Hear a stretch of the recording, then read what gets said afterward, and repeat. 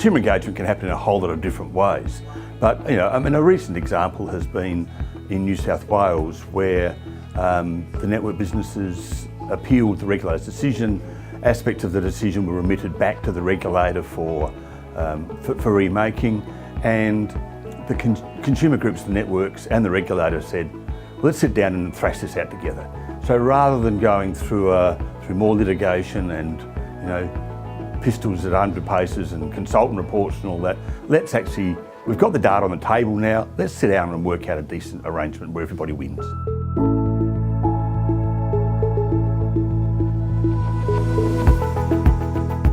In my mind, it's important to understand just where the benefits accrue compared to when we're investing in these assets. And one of the observations from reviewing the work that was done is that there's a lot of money put in up front because this is how you do it. But a lot of the benefits that are then used to justify that investment don't occur until a long time into the future. So we're talking 15, 20 years into the future.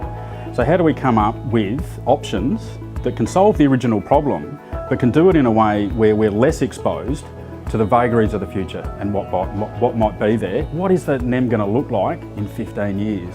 That's really what we're trying to predict now, and then base investments on that, and that's a particularly difficult thing to do.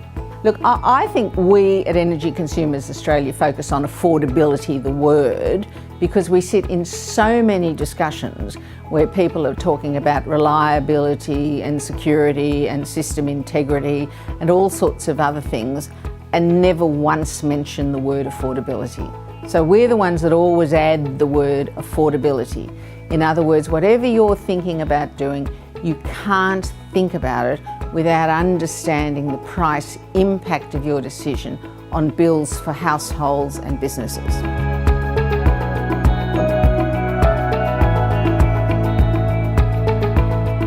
There's an absolutely consistent story coming through what's now our 5th Energy Consumer Sentiment Survey. This is a big survey of about 2,500 small businesses and households that we do twice a year. Now, what it's showing is that consumers don't think they're getting value for money for their electricity services. In fact, they rate on value for money terms electricity behind banking, insurance, water, mobile phone, which really just shows where we've got to in the energy market with consumers.